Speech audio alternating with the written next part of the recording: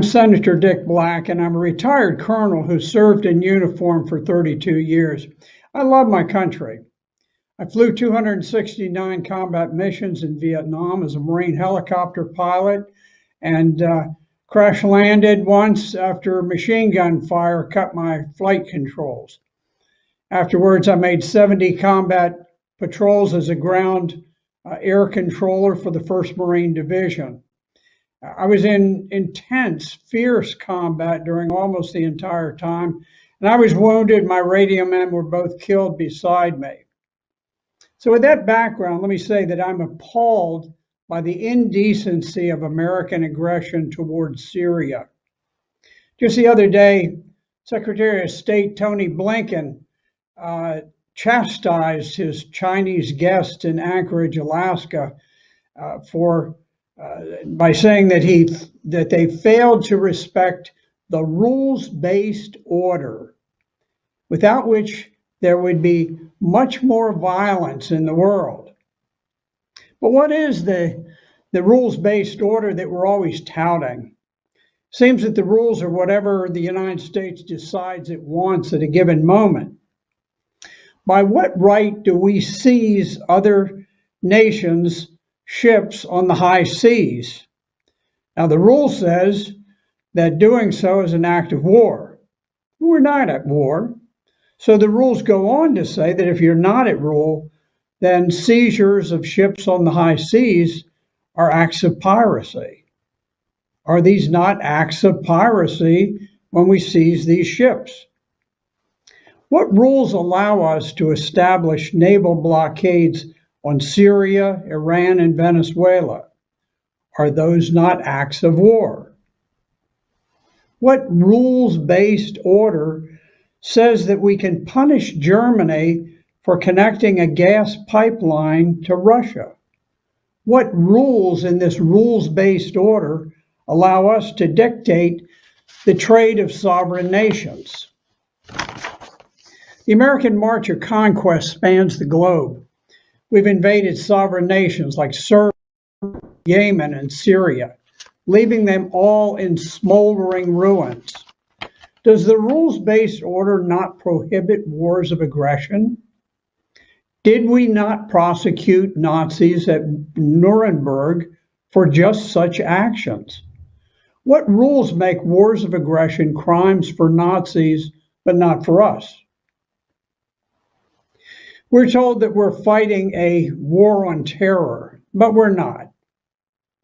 We're closely allied with terrorists like al-Qaeda in an endless quest to destroy Arab civilizations throughout the Middle East.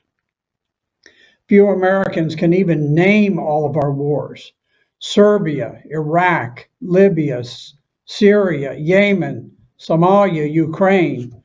None of them attacked us. We attacked all of them. Just look at the case of Syria. Remember what Syria once was? Before the war, Syria had a nicely balanced economy. It produced most of its own industrial goods, produced its fuel and agricultural products, had very little poverty and enjoyed thriving trade, and it was financially responsible. It had enjoyed 40 years of peace with Israel, and the Constitution drafted under President Assad guarantees equal rights for women, and importantly, it guarantees religious freedom in 3 different parts of the text. I've read it. Syria is a model for other Arab states, especially ones like Saudi Arabia, which have no constitution at all. We call Syria's president a dictator, but in 2014, he was overwhelmingly elected by the people of Syria in a fair and free election. It was very heavily monitored. There were lots of observers. All agreed that it had been a true and valid election. So Syria is a model of elective democracy, if you want to call it that, for the Arab world. But the Americans pretend that the election never happened.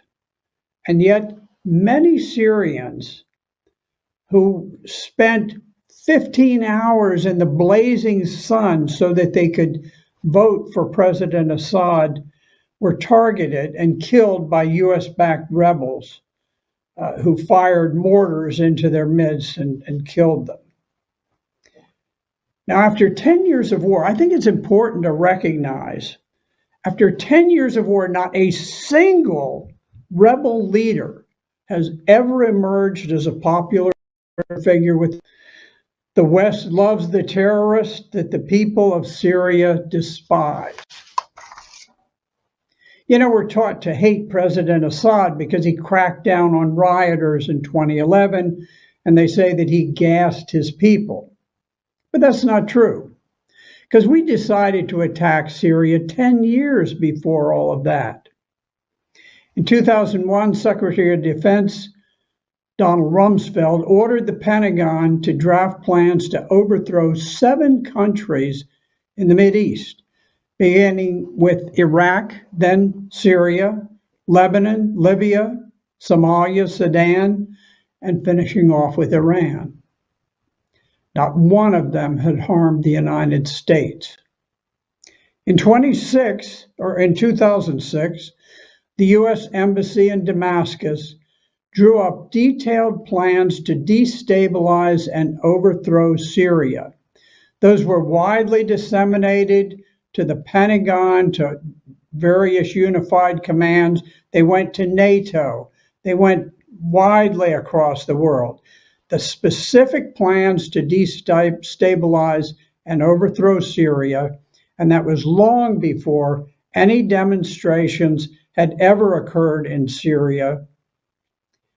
And yet we claim them as the reason that we opposed President Assad. In March of 2011, the United States, UK, and France attacked and overthrew Libya. They brutally executed Colonel Gaddafi.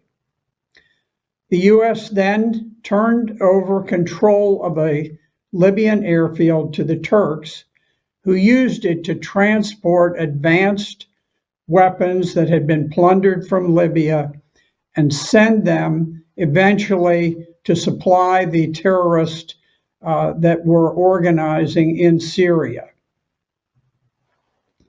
In 2011, also, during the Arab Spring, the highly secretive Central Intelligence Agency Special Activities Center sent paramilitary teams into the sovereign territory of Syria to identify, train, equip, and lead terrorists to overthrow the Syrian government.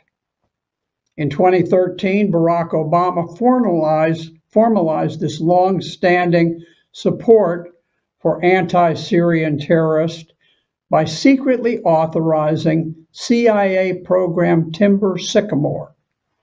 Under program Timber Sycamore, the CIA's Special Operations Division trained, armed, and paid thousands of terrorists to fight against Syria.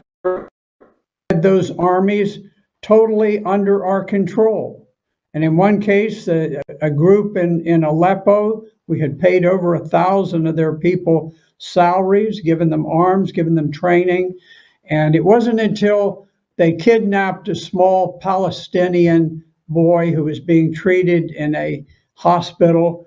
They kidnapped him, they took him to the central square in Aleppo, and in order to terrorize the people into not fleeing Aleppo, which was being cordoned off by Syrian troops, they took him to the center in a pickup truck. They grabbed the little boy by the hair, they took a knife and they slashed his head off. And then they paraded it, they held it up and waved it in front of the crowd as a warning. Don't escape from Aleppo. We paid the salaries of every man who held that boy's head aloft. We gave them their weapons, we gave them their truck, we gave them everything that they needed. And it was only after that very gruesome incident that we decided, well, that's an embarrassment, we better not pay them.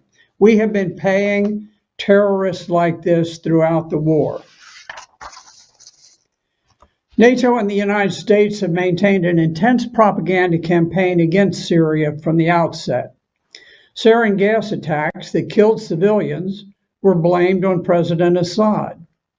But not one reporter ever asked why Assad would use gas against children, but not against armies of terrorists bearing down on the capital of Damascus.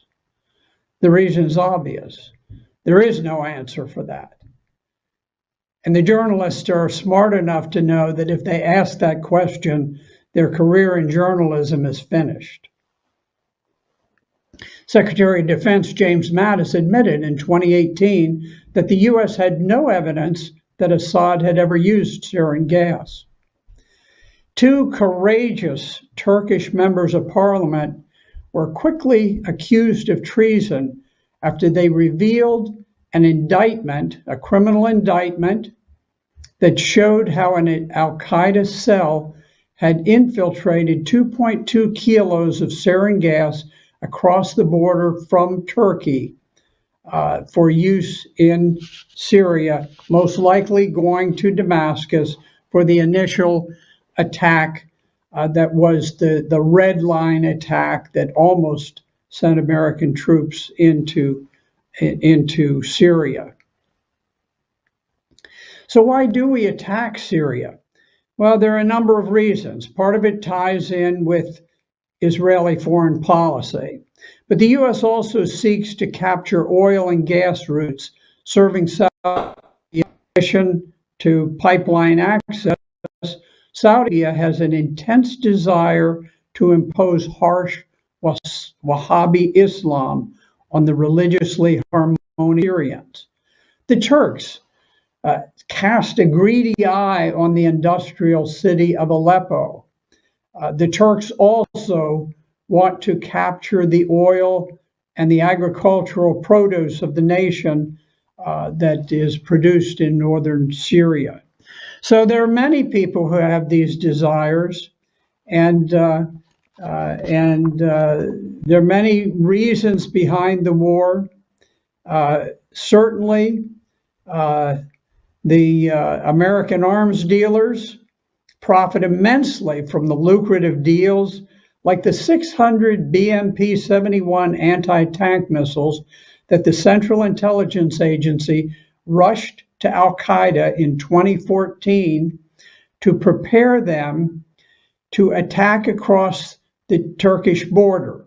It was only with those CIA provided anti-tank weapons that the al-Qaeda terrorists were able to break through the Syrian armor and the Syrian lines and seize the beautiful town of Kasab and behead the Christians who were there and all of the churches, and then smash ancient tombstones with sledgehammers. That was done thanks to the CIA. Al-Qaeda never could have broken the Syrian lines without those anti-tank missiles. Many of these terrorist groups have sworn to behead the Christians and the Alawites and to make sex slaves of their wives and daughters. One jihadist famously drove his American-made Humvee into battle with a naked slave girl lashed to his windshield. And he knew that the Syrian soldiers would hesitate to shoot at his Humvee as long as there was an innocent girl lashed to the windshield. And then that's why he used it. That's why he put this poor girl up there and drove her first into battle as his shield. In 2015, U.S. troops illegally invaded northern Syria and unlawfully seized Syria's oil.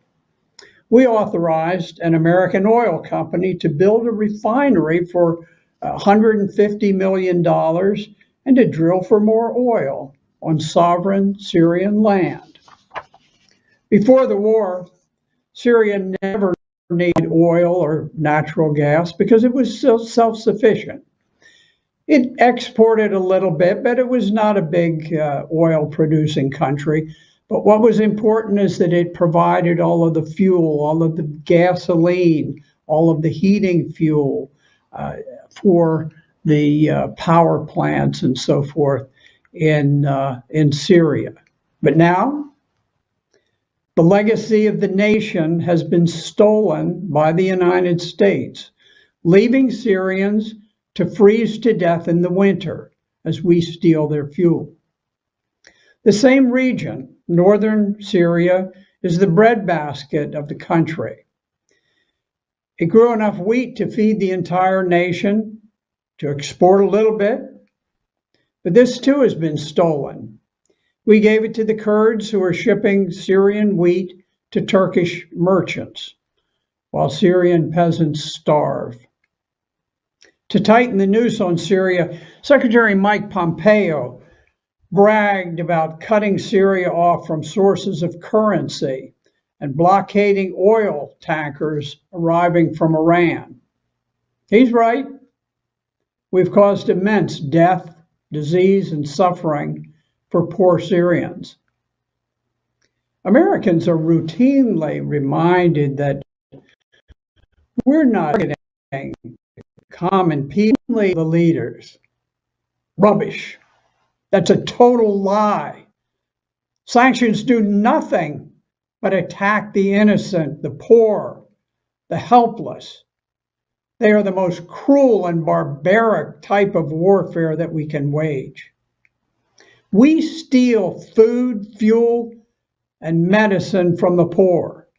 We blockade supplies for rebuilding so that Syrian men must fight for a living or starve. If we ended the blockade, they could work rebuilding the country. Syrians are tired of war. We've imposed 10 years of war on them. They want to rebuild. The young men, the time that fighting wars was exotic is over. They want to go home. They want to build families. They want to rebuild their homes and their businesses. But the United States blockades all materials necessary for rebuilding, so that young Syrian men must fight for a living or starve. As it is, the only work is fighting, which will go on as long as we continue funding it.